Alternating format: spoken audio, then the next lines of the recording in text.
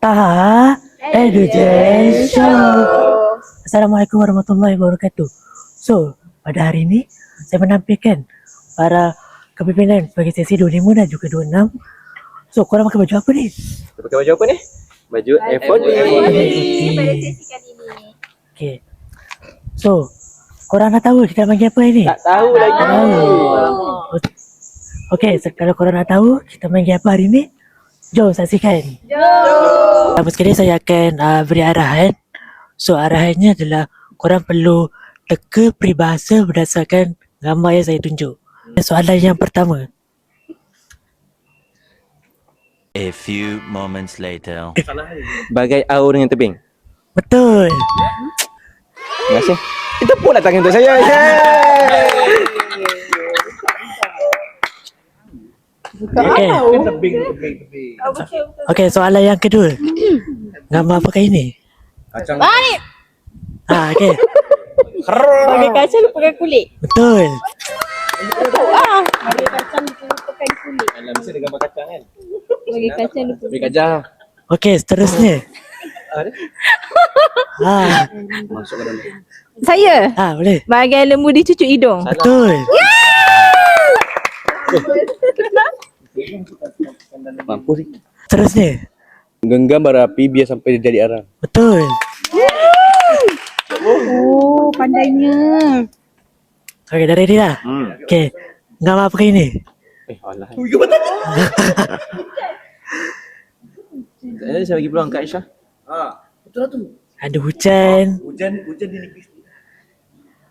Boleh try. Okey, saya try. Saya dapat Aisyah, minta maaf Aisyah. Sabar.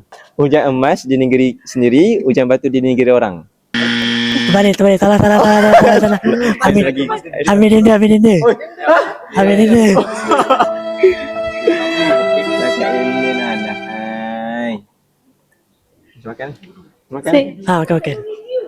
Okay, boleh ke belakang. Nak cuba? Boleh? Okay. Hujan emas di negeri orang, hujan batu di negeri sendiri. Betul. Yeay! Tak ada bagai. Betul.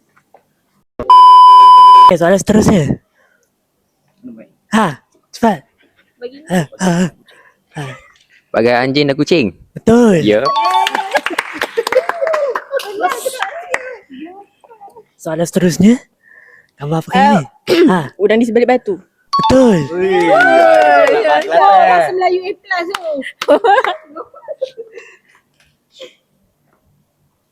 Okay, soalan seterusnya.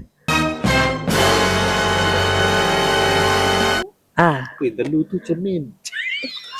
Nak try boleh? Cermin pecah batu. Pecah kaca, pecah gelas sudah baca Arab.